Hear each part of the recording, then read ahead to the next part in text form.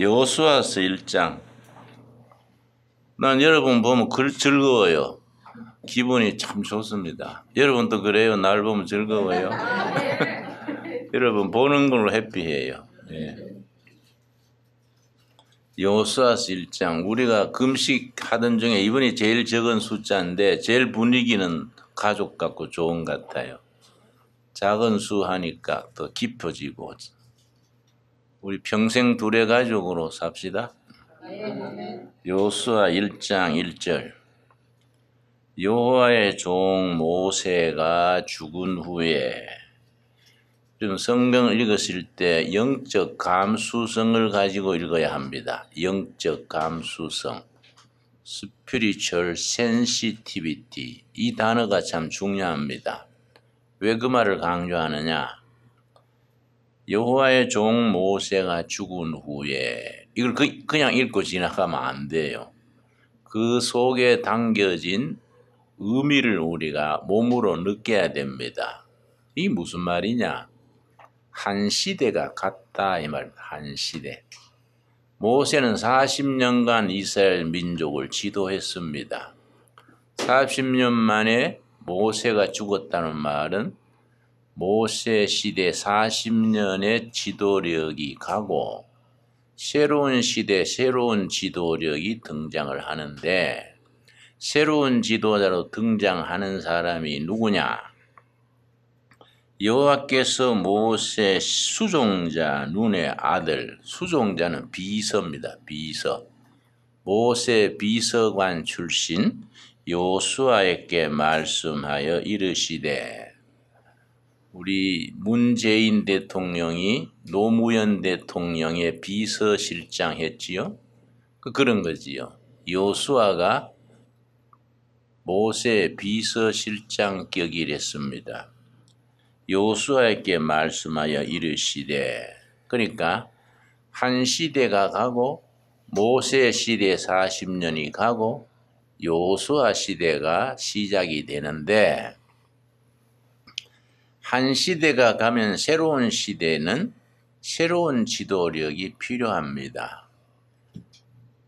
시대는 바뀌었는데 옛날 지도력을 그대로 답습하면 거기 문제가 생깁니다. 그 점에 실패한 사람이 누구냐? 박근혜 대통령입니다. 박근혜 대통령은 시대가 바뀌었는데 참모들 쓰는 것이 박정희 대통령 시대의 참모들 그대로 많이 썼습니다. 비서실장이 누구랬습니까? 그 사람이 박정희 대통령 밑에 비서 활동했던 사람인데, 그 시대가 언제입니까? 1960년, 70년대 인물을 2000년대에 와서 비서실장으로 앉추니까 이게 시대 감각이 안 맞는 거예요. 그럼 리더십의 핵심이 딱 시대를 끌어가지 못하면은 거기에 곰팡이가 피게 되지요. 여러 개 부정적인 역할이 두드러지게 됩니다. 참 그래서 그 시대에 잘 넘기기를 많이 걱정을 했는데, 참 박근혜 본인으로서 참 안 됐지요. 그리고 그 사람을 지금 또 감옥에 가다 놓는 사람들도 참 안 됐어요. 그 뭐 힘없는 사람을 그 감옥에 뭘 가다 놓고 그래 둘까?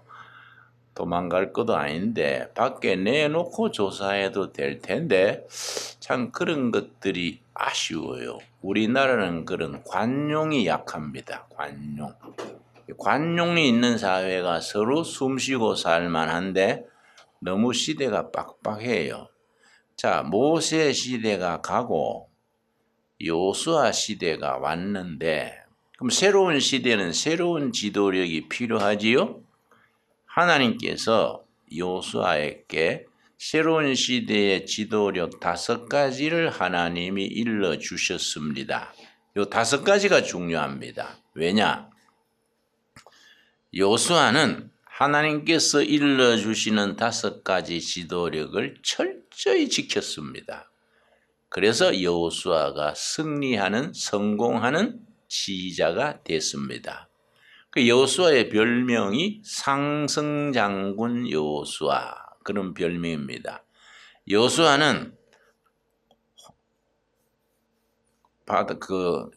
요르단강을 건너서 가나안 땅에 진공한 이후로 가나안 땅을 평정할 때 마지막까지 33번의 대전투를 감행했습니다. 33번의 대전투를 항상 더 많은 숫자의 적, 더 좋은 무기, 더 좋은 방비를 가진 적을 완승을 했습니다. 그래서 상성장군 여호수아입니다. 그러고 여호수아서가 24장까지 있는데 쭉 읽어보면은 여호수아의 실수, 약점, 허물이 한 건도 없습니다. 항상 승리하고 모범이 되고 신앙적으로 반듯했습니다. 그래서 여호수아를 구약의 예수, 작은 예수 그렇게 부릅니다. 실제 이름 자체가 여호수아란 이름과 예수란 이름이 글자는 같습니다. 발음이 왜 다르냐? 히브리어는 자음만 있고 모음이 없습니다. 자음만 3개 딱 써놓고 읽는 사람이 여호수아라고도 읽고 예수라도 읽고 그렇게 읽는 사람에 따라 달라지는 겁니다. 그러니까 이름 자체의 자음 글자는 같습니다. 자, 2절에서 9절까지 하나님께서 새로운 시대의 새 지도자 여호수아에게 지도력의 근본이 되는 5가지 일러줬습니다. 참 중요합니다. 우리가 난세를 살아가면서 이런 성경적인 교훈을 온몸으로 배워야 합니다. 온몸으로 배워서 삶의 현장에서 몸으로 실천을 해나가면 하나님이 주신 지혜니까 실수가 없게 되지요. 근데 우리가 그렇지를 못한 경우가 많습니다. 자, 2절. 내 종 모세가 죽었으니 한 시대가 갔으니 이제 너는 새로운 시대의 지도자 여호수아 너는 이 모든 백성과 더불어 일어나. 이것이 중요합니다. 백성과 더불어 일어나. 민주적 지도력, 공동체적 지도력이라고 부릅니다. 앞장서서 나를 따르라가 아니고 백성들 속에서 나오는 지도력, 백성들과 같이 자고 같이 먹고 같이 움직이는 지도력, 그걸 공동체적 지도력 혹은 민주적 지도력 그렇게 부릅니다. 정치학에서는 지도력의 유형을 3가지로 구분합니다. 첫째는 권위주의형 지도력, 그걸 카리스마틱 리더십 그럽니다. 권위주의형. 모세, 김일성, 모택동 다 권위주의형 지도력입니다. 이승만, 권위로서 오소리티를 가지고 나를 따르라. 권위주의형 지도력. 개척기에는 이런 지도력이 필요합니다. 그런데 그게 시대에 따라서 그걸 계속하면은 시대가 안 맞는 거지요. 박정희 대통령은 권위주의형 지도력의 대표적인 경우인데 그 딸의 시대가 오면은 공동체적 지도력으로 바꿔야 되는데 공동체적 지도력의 핵심은 모여서 의논하는 것이고 정보를 공유하는 것이고 모두 관민 일체가 되어서 나가는 것이 근본입니다. 그런데 우리 박근혜 대통령이 아버지한테 배운 게 그게 아니랬지 않습니까? 그래서 어정쩡하게 권위주의형 지도력을 시대에 안 맞게 행사하다가 개인 또 나라도 불행을 초래하게 된 거지요. 자, 3번째가 방임형 지도력입니다. 자, 다시 말씀드립니다. 정치학에서 하는 얘기입니다. 정치학에서 지도력을 3가지 유형을 손꼽는다. 첫째, 권위주의형 지도력, 카리스마틱 리더십.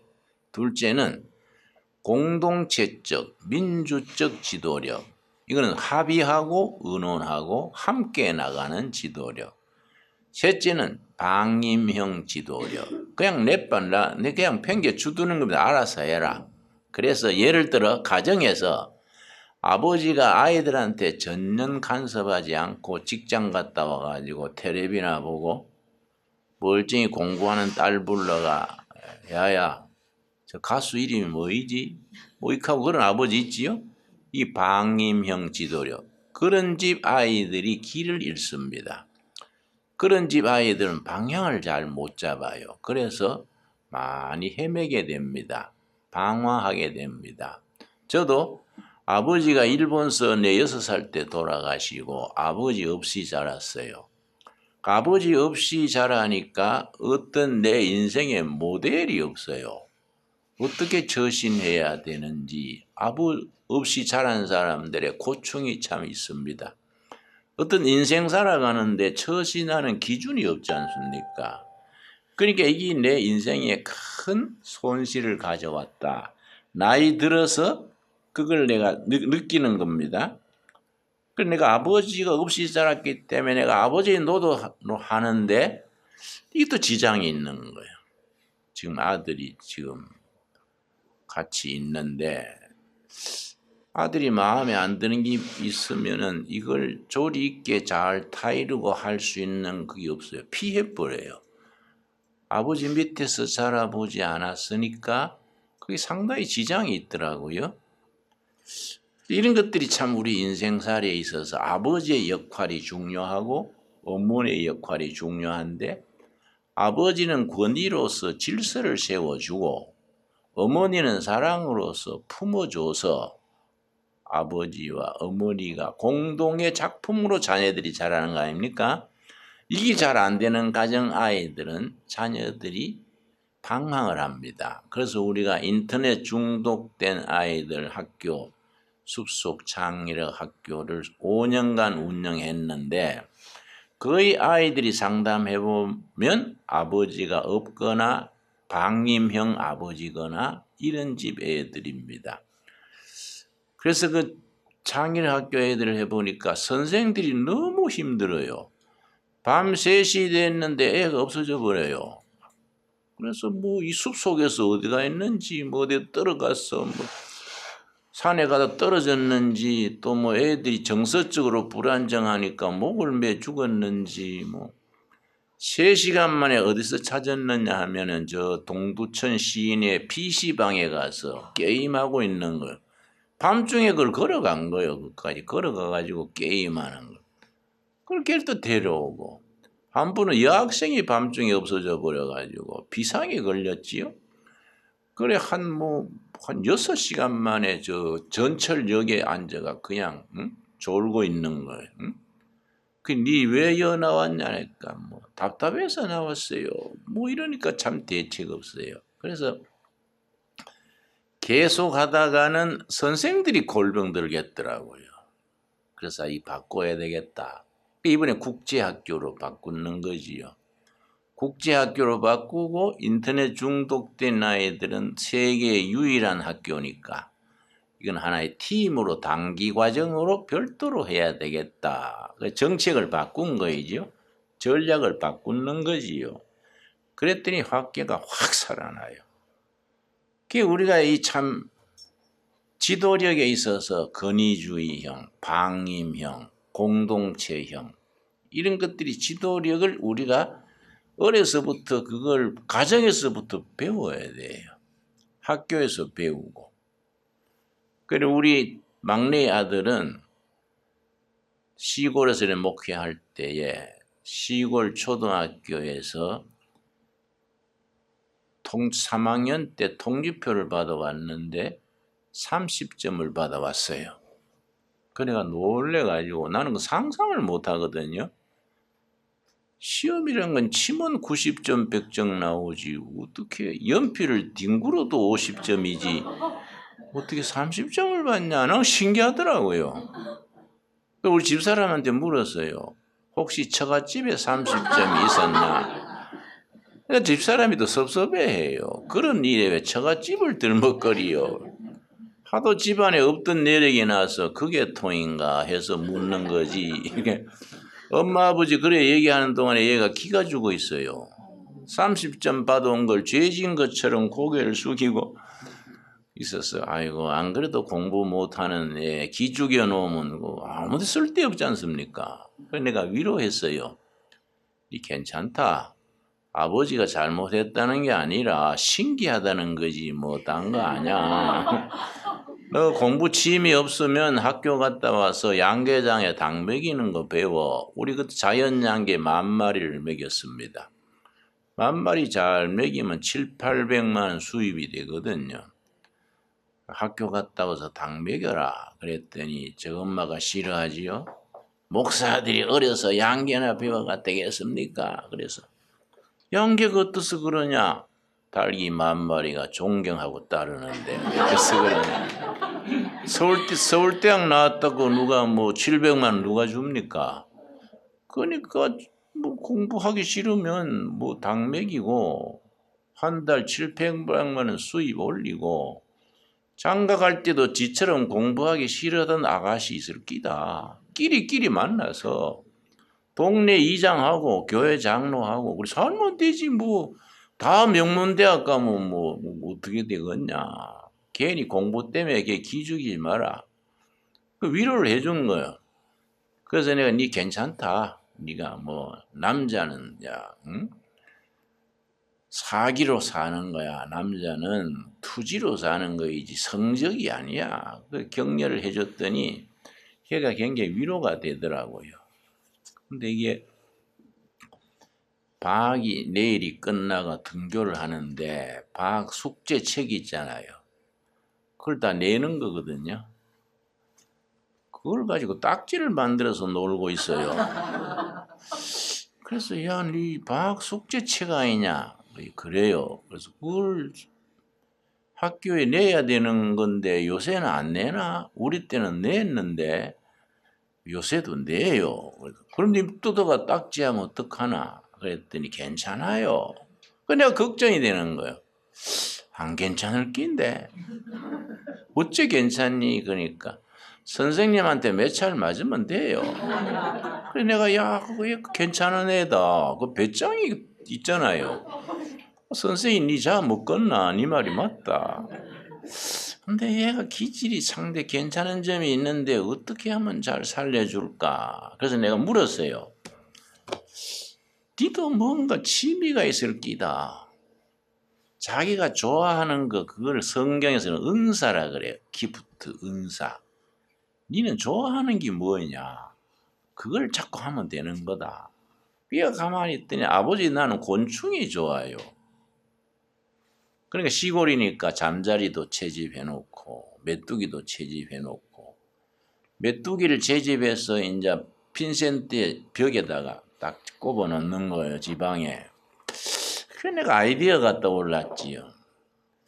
내가 서울에 와가지고 교보문고에 가서 프랑스의 곤충학자 세계적인 곤충학자가 있습니다. 파브루라고 파브루.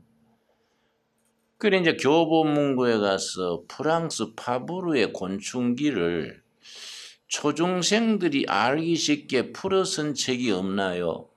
그랬더니 마침 10권짜리가 있습니다. 추천을 해줬어요. 파브루 곤충기 초중생을 위한 곤충기가 있어요. 파브르라는 사람은 프랑스에서 벽지에 교사하면서 평생 평교사하면서 곤충 연구만 한 겁니다. 평생. 어떤 곤충은 한 마리 가지고 19년 관찰한 거예요. 그걸 다 썼어요. 이 파브르의 곤충기 유명한 책입니다. 그래 그걸 10권짜리 그 해설 쉽게 쓴 걸 사다가 지 초등학교 3학년 때 생일 선물로 줬어요.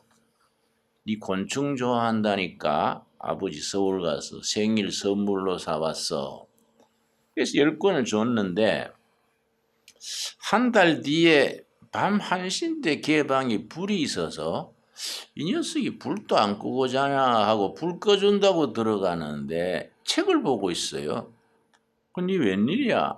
그랬더니 아버지 사주신 책 재밌어요. 이러고 읽는 거예요.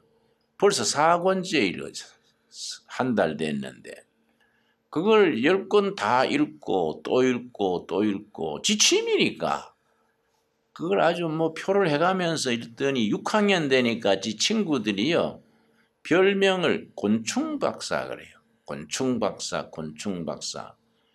그래 우리 여름에 감자를 캐는데 6학년 때 감자 캘 때 안 캐고 비 와버리면요 감자가 밭에서 썩습니다.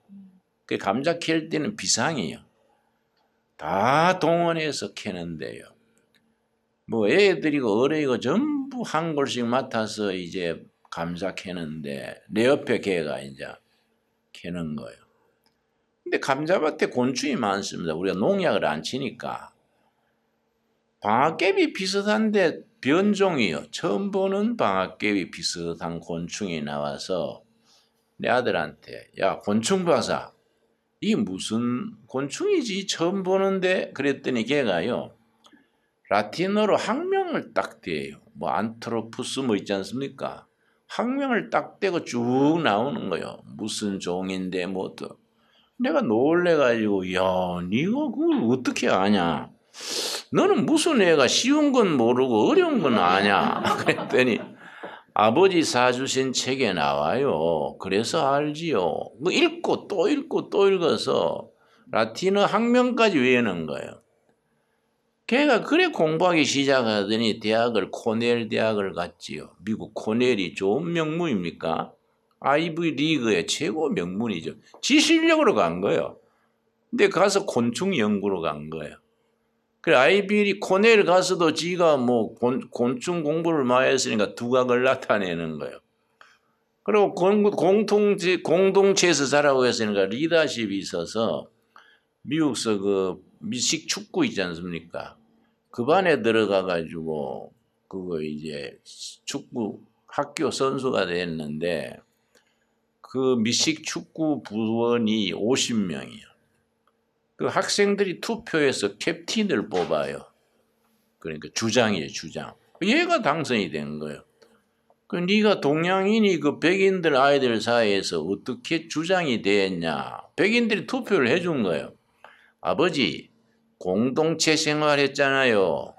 아버지 우리를 공동체에서 키웠으니까 다른 애들하고 다르다 얘가. 공동체 삶은 배려하고 베풀고 리더십이 생기잖아요. 캡틴 돼가지고 아주 코넬 나와가지고 아주 거기서 지가 인생 빛깔 낸 거지요. 그 제가 이제 미국 코넬 나오고 하니까 직장이 뭐 12만 불 이런 데가 나오더라고요. 그래 내가 네 인생을 어떻게 살고 싶냐 그랬더니 목사 아니고 하나님 일하고 싶어요. 그래서 저 아버지 목사는 뭐 영시연찮던 모양이야. 하나님 하고 싶은데 목사 아니고 뭘 하고 싶습니다. 그래서 내가 창일학교 시작하면서 그러면 네가 상처받은 애들 힐링하는 교사 해봐라. 그래 우리 학교에 와서 250만 원 받고 교사하는 거야. 10만 불짜리 직장도 안 놔두고. 그래서 결혼을 하는데 아주 우리 전에 있던 교회에 아주 참 아무것도 없는 집 딸하고 연애를 해요. 그래서 내가 야 너 코넬이나 그런 데서 명문집 딸하고 좀 사귀면 네 앞으로 살기가 나을 낀데 그랬더니 아버지 내가 아버지 따라 산에 들어가려 하는데 코넬 출신 여학생들이 어디 산에 가려 합니까? 걔들은요 남편한테 외조하라 그래요. 내 인생 사는 데는 이런 애들이 좋습니다. 그래서 결혼시켰더니 참 행복하게 잘 살아요. 그여 지금 이제 국제학교 교감이 됐는데 그렇게 둘 다 해피하대요. 그 인생 살아가는 게 자기한테 맞는 길이 있는 거예요. 그렇지요? 그러니까 내가 지가 하고 싶은 대로 밀어주고 받들어준 거에 참 그게 좋았던 것 같아요. 그러니까 하나님께서 여호수아에게 네가 지도자가 되려면 이런 것을 네가 마음에 새겨서 실천해라. 딱 5가지 일러줬는데 여호수아가 그걸 철저하게 지켰습니다. 그래서 성공하는 지도자가 된 거지요. 첫째가 국민들 속에서 나오는 지도력. 그래서 여호수아서 읽어보면은 위험한 전투는 꼭 앞장에 여호수아가 섭니다. 그리고 전투가 있는 날 전날 밤은 사병들하고 같이 자요. 이 공동체적 지도력이에요. 더불어 함께 일어나. 근데 여호수아가 국민들 앞에서 모세처럼 지팡이 들고 나를 따르라. 그러면 국민들이 뭘 하겠습니까? 쟤 왜 저래? 예? 모세 가방 못지 하던 애 아니야. 저 왜 저러? 하고 안 따르지요? 그 이미지가 모세 비서가 나면서 그 이미지가 카리스마가 없지 않습니까? 그러니까 국민들 속에서 사병들 속에서 같이 자고 같이 뒹굴고 전쟁에 일어나면 앞장서고 그래서 모든 전투의 상승, 승리한 거지요. 그 변하는 시대에 변하는 지도력이요. 자, 3절.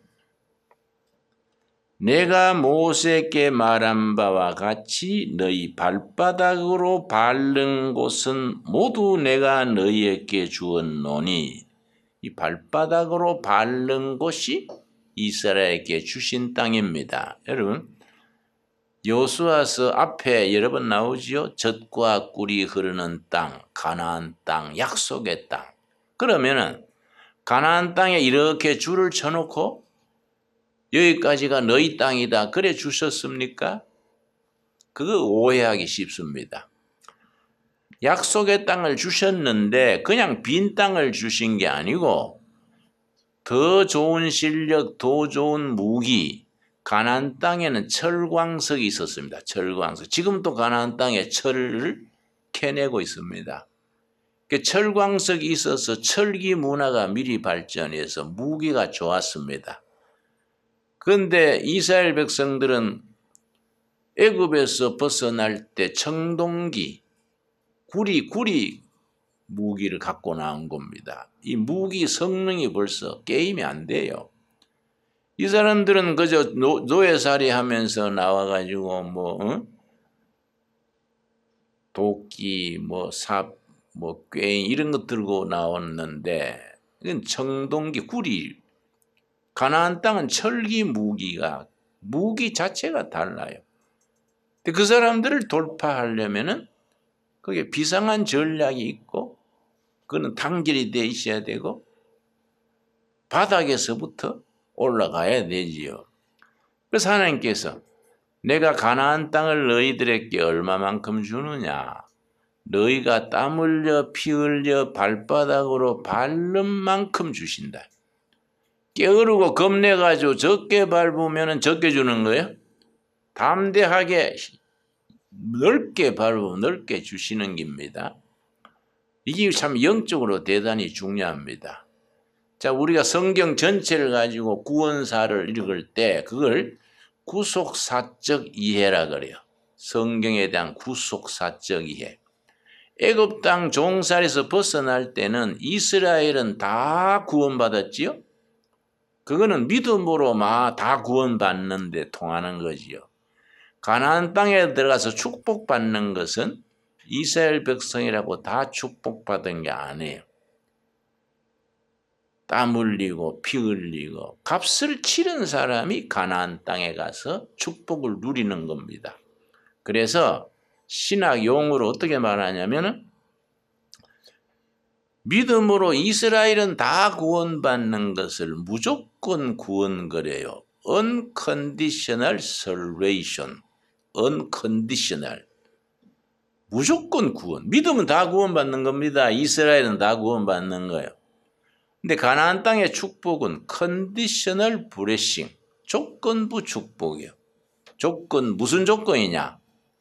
피 흘리고 땀 흘리고 값을 치르고 받는 구원이에요. 이게 이제 우리한테 지금 어떻게 적용되느냐? 예수 믿고 구원받는 것은 다 믿음으로 구원받아요. 그러나 믿고 난 뒤에 물질적으로 사회적으로 축복받는 것은 노력하고 기도하고 응답받고 땀 흘리고 투자를 해야 돼. 이 조건부 축복이요. 무조건 구원의 조건부 축복. 이해갑니까? 이 신앙적인 정의에 대단히 중요한 겁니다. 예수 믿고 성령 받으면 다 축복받는다. 할렐루야. 이거는 신학적으로 안 맞아요. 예수 믿고 구원받는 거는 오케이. 무조건 구원이요. Unconditional salvation. 그런데 예수 믿고 성령 받았는데 물질의 축복, 사회 진출, 이런 축복받는 거는 조건이 붙는 거예요. 값을 치르고 헌신하고 땀 흘리고 조건부 축복. 그러니까 여호수아서 1장에 우리에게 알려주는 교훈이 깊습니다. 그래서 너희가 발바닥으로 밟는 만큼이 너희 축복이다. 귀한 말씀이죠. 자, 6절 세 번째입니다. 강하고 담대하라.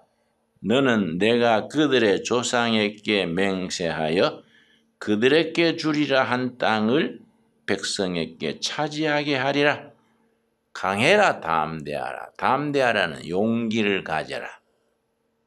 이게 1장과 2장 첫 부분에 4번 반복합니다. 강하라, 담대하라. 왜 이걸 강조했느냐? 모세 그늘에서 여호수아가 비교할 수 있지 않습니까? 위대한 스승 모세도 못했던 가나안 정복을 내 같은 사람이 하겠냐? 스스로 자격지심이 생기기 쉽지요? 모세하고 비교하니까. 근데 하나님께서 아니다. 강하고 담대해라.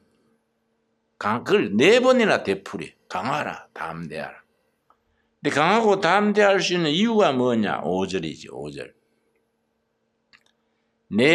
너 평생에 너를 능히 대적할 자가 없으리니 내가 모세와 함께 있었던 것 같이 너와 함께 있을 것임이라. 내가 너를 떠나지 아니하며 버리지 아니하리니. 모세가 위대했던 것은 내가 그와 함께 있었기 때문에 위대했다 이거지. 모세가 나면서부터 위대했던 게 아니다. 내가 모세와 같이 있었기 때문에 위대했는데 내가 너와도 같이 있겠다. 그러니 강하고 담대해라. 우리에게 어떻게 적용됩니까? 모세와 함께 하셨던 하나님, 여호수아와 함께 하시던 하나님이 우리와 함께 하실 줄 믿습니다. 이게 우리 신앙 고백이에요. 이게 우리 확신이 돼야 돼. 내가 잘나서 뭔 일을 한다. 이거는 인간적인 생각이지. 모세와 함께 하셨던 하나님, 여호수아와 함께 하셨던 하나님이 오늘 나와 우리와 함께 하시기 때문에 우리는 위대해질 수 있는 거예요. 아멘이 됩니까? 자, 4번째 8절 말씀. 7절.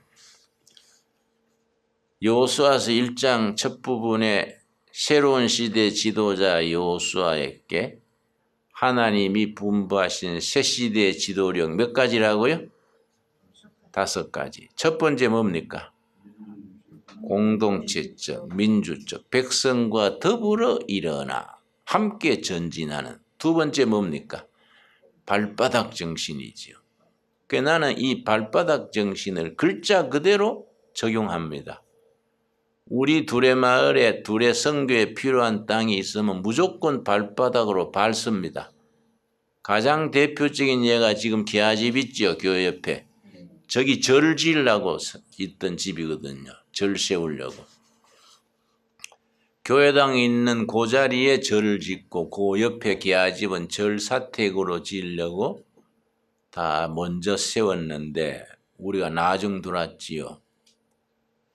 어떻게 우리 짓는데 방해하는지 고생했어요. 꼭 예배 시간 되면 연불 크게 틀어놓고 이 공사차가 올라오면 앞에 부부가 들럽고 막 방해를 많이 했습니다. 근데 아무래도 우리 동네가 되려면 그 집이 있어야 되겠더라고요. 그래서 자꾸 바닥을 밟았어요. 주인이 없을 때 밟았어요. 주인이 있을 때 밟으면 시비가 되니까. 이래 밖에서 보면 주인 없는 게 보이잖아요. 차가 없거나 신발이 없으면. 열심히 밟았습니다. 하나님, 발바닥으로 밟는 땅을 주신다 했습니다. 밟습니다. 우리 땅 된 줄로 압니다. 몇 년 밟았어요. 절대 안 판다고 펄펄 뛰던 사람이 갑자기 머리에 종양이 생겼어. 머리 종양이. 이 수술을 했는데 이 사람이 완전히 기력을 못 찾는 거예요. 저 땅을 자기가 그냥 죽으면 아들한테 넘어가면 상속세가 많지 않습니까? 그러니까 죽기 전에 팔라니까 우리한테 팔아야 되지. 처음에는 뭐 23억 달라 그래서 왜 그래 쓸데없는 소리 하세요? 응? 그게 무슨 23억 합니까? 우리는 안 삽니다. 그랬더니 자꾸 내려가서 7억에 샀어요. 7억. 우리 교인들은 6억만 주면 됩니다. 조금 더 기다리면 6억 됩니다. 그래서 야, 이 사람들아, 그 머리에 종기 나가 죽는 사람 1억 좀 보태준다 생각하고 막 사자. 6억 주고 샀어요. 그리고 우리가 그 옆에 교회당 짓고 그 기아집 그거는 사무실로 쓰고 하니까 보기도 좋잖아요. 내가 지금 78세인데 둘의 선교 사역한 것만 48년째입니다. 그동안에 내가 우리 필요해서 밟아서 우리 땅이 안 된 땅이 한 건도 없습니다. 농촌에서도 지리산에서도 미국에도 그리고 우리 둘의 마을이 미국도 있고 중국도 있고 지리산도 있는데 필요하면은 기도하고 이거 하나님 일에 필요하다 싶으면 먼저 밟는 거예요. 등기가 누구 앞으로 되어 있든지 관계없어요. 그냥 밟는 거예요. 하나님 발바닥으로 밟습니다. 밟으면은 이게 우리께 되는 거예요. 우리가 좀 그렇게 신앙생활은 그렇게 순진한 게 필요합니다. 안 그렇습니까? 여러분 가정에 뭐 필요하 있으면 밟으십시오. 응? 운동화 탁 신고 응? 둘의 수도원 뒷산 걷던 운동화 탄탄하잖아요. 밟으십시오. 뭐 자기가 뭐 부동산 누리려고 밟았어야 되겠습니까? 하나님의 일에 필요한 건 우리가 말씀대로 하는 거예요. 난 이 말씀을 문자 그대로 받아들이기 때문에 그대로 실천하는 거지요. 실천해서 늘 이루어진 거지요. 자, 7절. 오직 강하고 극히 담대하여 나의 종 모세가 너게 명령한 그 율법을 다 지켜 행하고 우로나 좌로나 치우치지 말라. 그리하면 어디로 가든지 형통하리라. 좌로나 우로나 치우치지 말라. 우리 한국 사람들은 국민적 기질이 치우치기 쉽습니다. 너무 감성이 강해가지고 왼쪽으로 치우치거나 오른쪽으로 치우치거나 치우치는 거예요. 그 치우치면은 페이스를 잃어버리죠. 특별히 지도자가 치우치면은 나라가 비틀비틀하지요.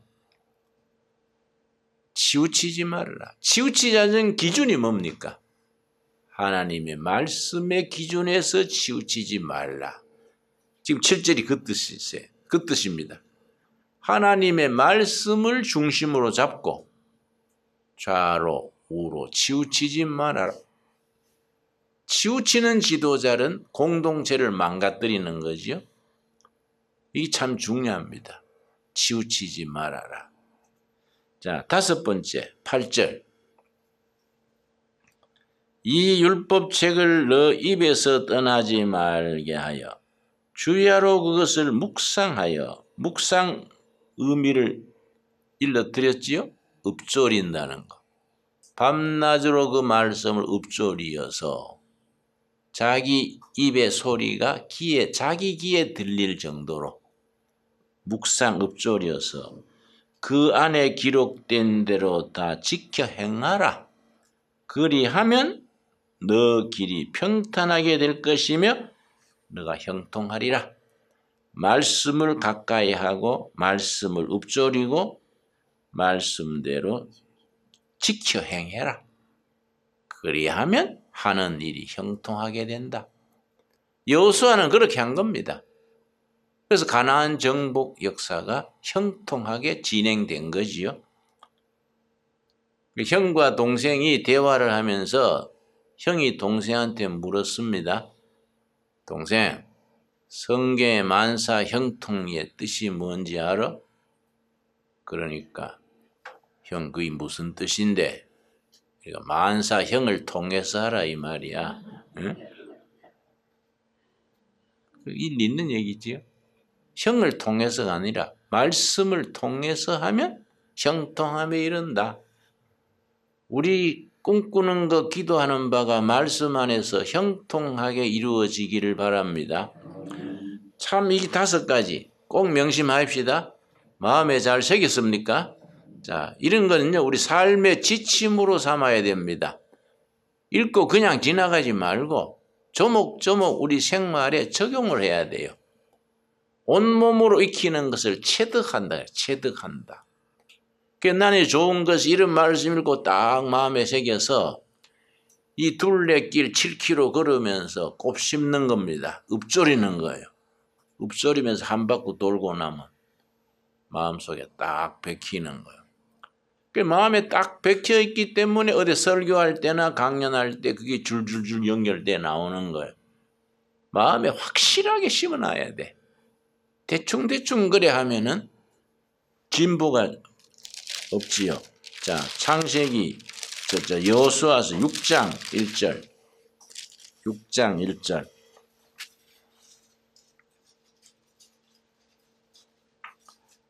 이스라엘 자손들로 말미암아 여리고는 굳게 닫혔고 출입하는 자가 없더라.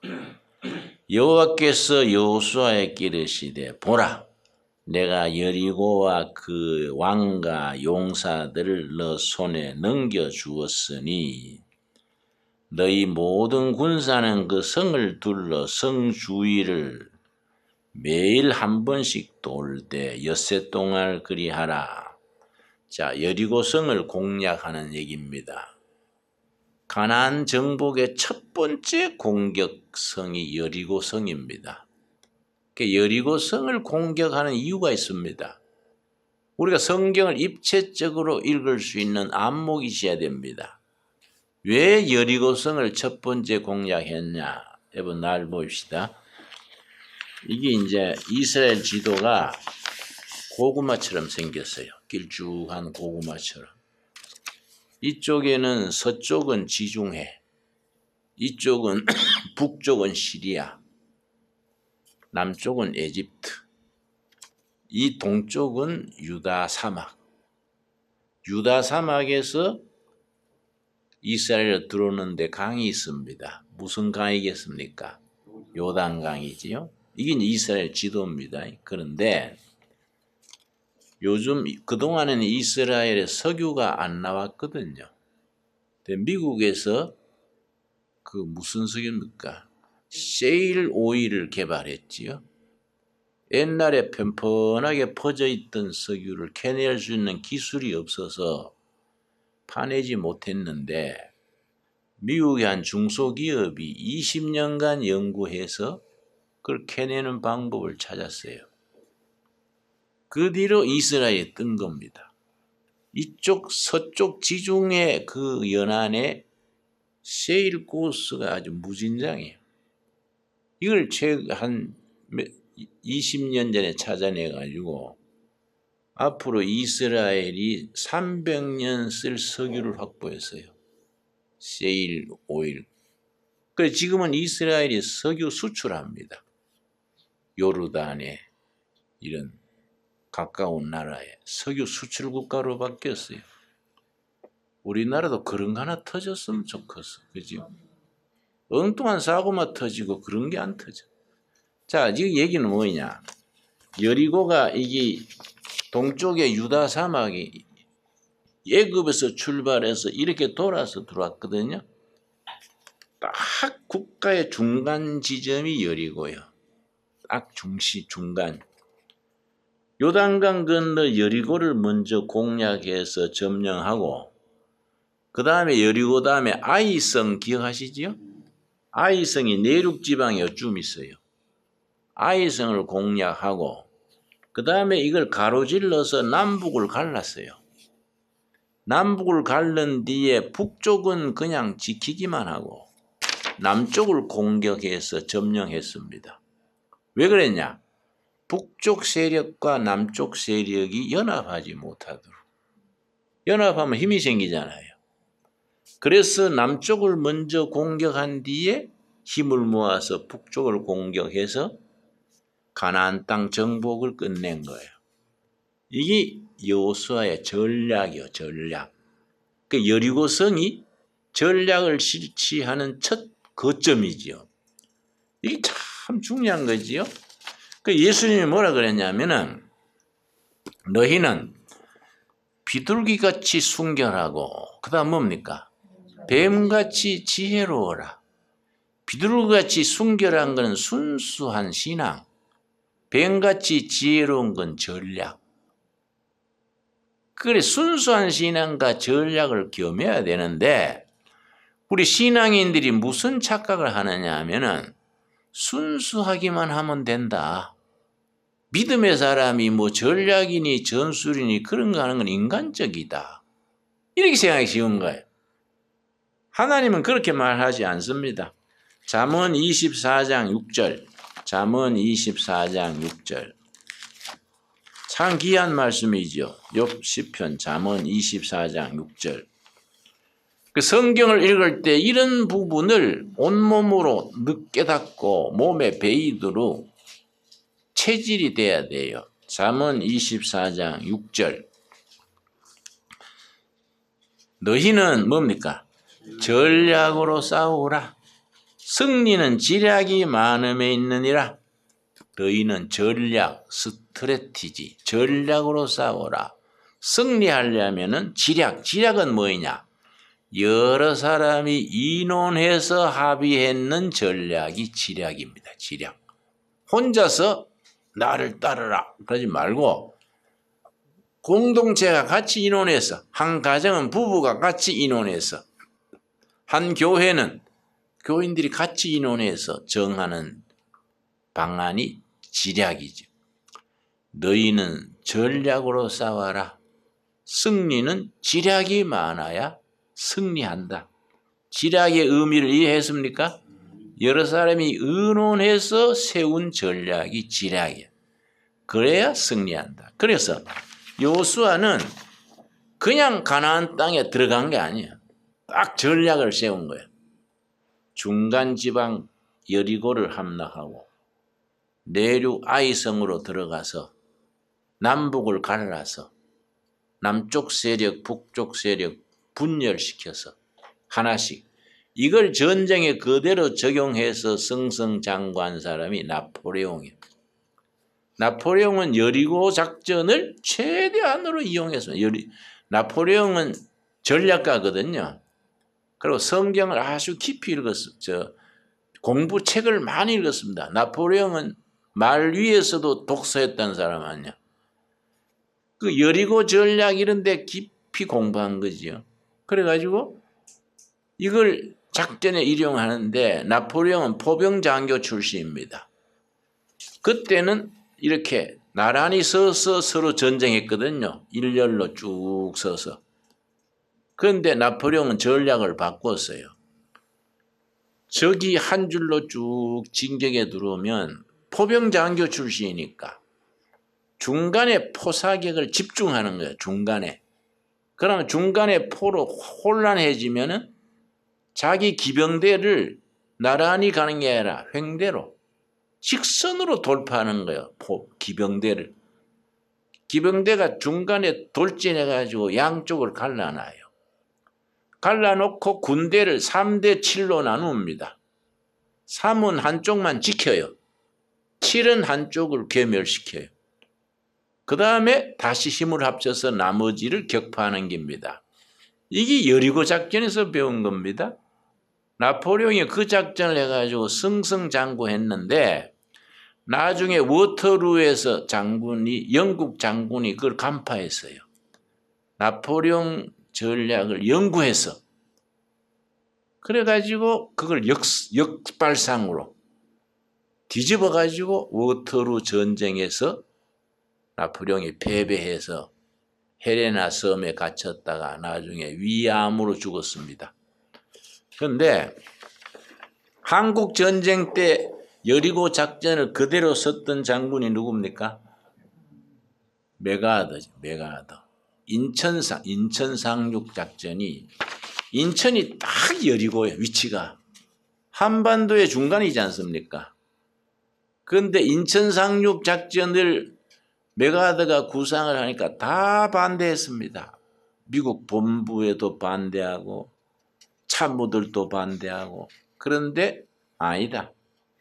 이거는 한국 전쟁을 역전시킬 수 있는 유일한 전략이다. 이걸 진행해서 인천 상륙 작전이 성공할 수 있는 확률은 5,000분의 1이라 그랬어요. 2시간 만에 상륙을 끝내야 성공하는 거예요. 그래서 이거 물길을 잘 조사하고 한국 해병 특공대를 투입해가지고 세세하게 조사해가지고 완벽하게 계산을 세워가지고 인천 상륙 작전을 성공해서 인천을 점령한 뒤에 어디로 갔습니까? 여리고 다음에 어디로 갔습니까? 아이성으로 갔지요. 그게 김포공항이에요. 김포공항으로 직행해서 공항을 딱 점령하고 서울로 연희동 연세대학 쪽으로 진격해서 거기서 연세대학 언덕에서 북한군, 미군 국군 많이 죽었습니다. 그래서 서울을 점령했지요. 이게 우리가 전략이지요. 그래서 우리가 그런 걸 성경을 바탕으로 공부를 해야 돼요. 근데 참고로 내가 내 서재에 있는 전략책을 몇 권 가져왔는데요. 이거는 중국의 등소평 전략 강좌예요. 등소평. 모택동이 문화혁명을 일으켜가지고 1965년에서 75년 사이에 나라가 완전히 망가졌습니다. 모택동의 그 인민공사 때문에 3천만 이상이 굶어 죽었습니다. 나라가 완전히 거들났습니다. 그때 등소평이 키가 152cm인가 그래요. 난쟁이 겨우 면했어요. 이 사람이 전략가요. 모택동한테 3번이나 숙청당했습니다. 티베트 국경에 쫓겨가가지고 말똥치는 인부가 되었어요. 부수상 하던 사람이. 문화혁명 때 숙청당해서. 티베트 국경 마을에 말똥치는 신세가 된 거예요. 부수상이. 그런데 이 사람이요. 말똥치면서 모택동 다음에 이 나라를 어떻게 살릴 것이냐 전략을 연구해서. 그래 포스트 마오 모택동 이후에 중국은 내가 책임진다. 그러니까 꿋꿋하게 하기야 뭐 작아서 허리 굽힐 것도 없죠. 말똥치면서 중국을 어떻게 이끌어 나간다 전략을 세웠습니다. 모택동 죽고 문화혁명 4인방 모택동 안에 강청토 한 사람 4인방을 제거한 뒤에 등소평이 집권해가지고 지금의 중국을 만든 거야. 등소평이. 그런데 등소평이 죽기 전에 중국의 100년 경영 국가 경영 전략을 세웠어요. 그러고 죽으면서 내가 죽은 뒤에 앞으로 100년간은 이 전략을 바꾸지 마라. 그 중에 대표가 도광양해요. 빛날 숨길 도자 빛광자. 중국의 빛을 숨겨라. 도광양해. 힘자랑하지 말고 조용히 속으로 힘을 쌓아라. 이게 도광양해요. 앞으로 100년간 절대 중국이 힘자랑하거나 군사주의로 나가지 말아라. 그러면은 서양 세력에 공격당한다. 100년간은 속으로 힘을 기르고 세계 평화에 기여하지 절대 힘자랑하지 마라. 이 모택 등소평의 유언이요. 그게 쭉 나와요. 등소평 전략사상.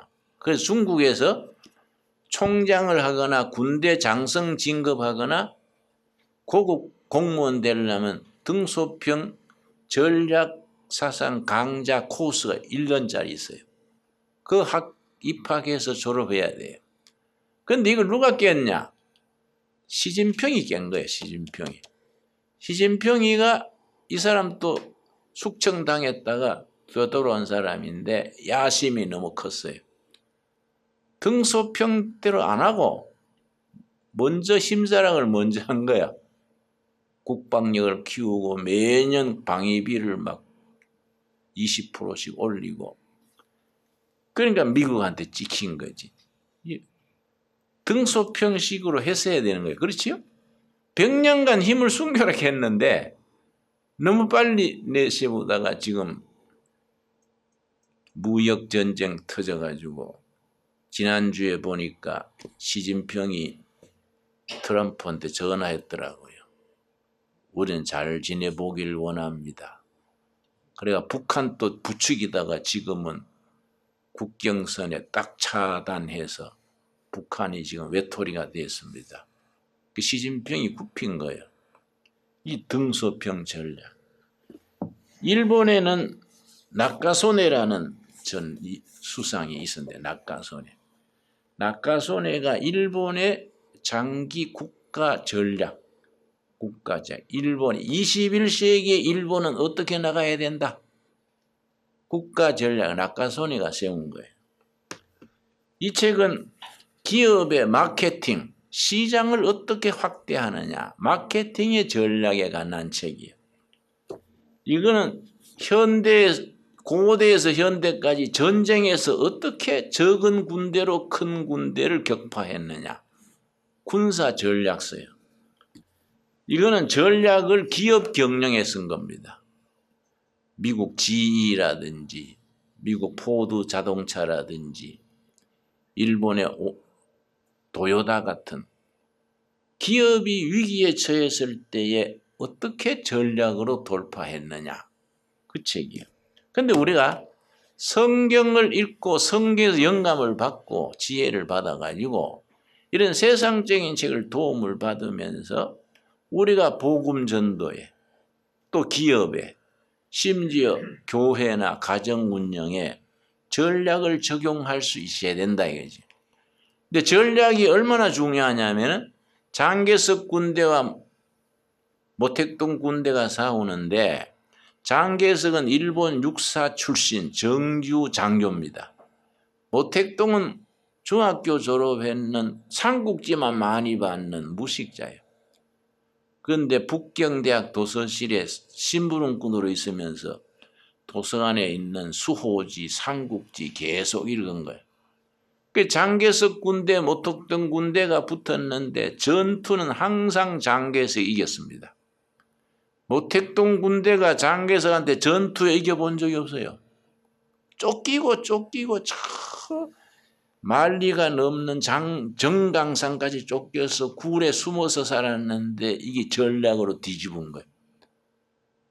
그래서 전쟁에는 이기고 전투에는 이기고 전략에 전쟁에 져버린 겁니다. 장개석. 그래서 대만으로 쫓겨갔지요.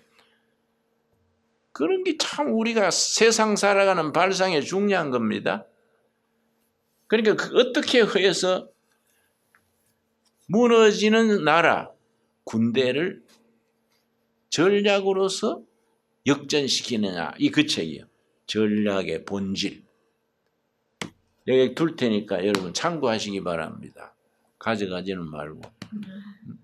왜냐?